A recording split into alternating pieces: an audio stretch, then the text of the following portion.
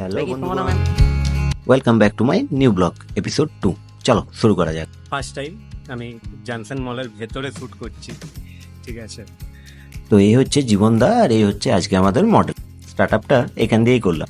জীবনদা আর পাপু ভাই মিলে সুমনারও বেশ কয়েকটা ছবি তুলেই নিলাম। আসলে ওর জন্যই যাওয়া।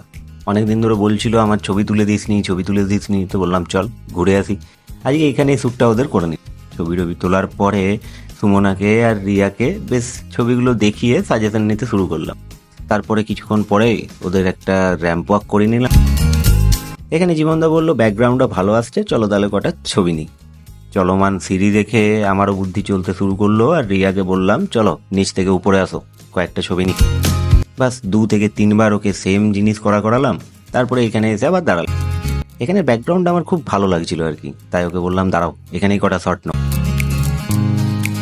চলো এত দূরই, বাকি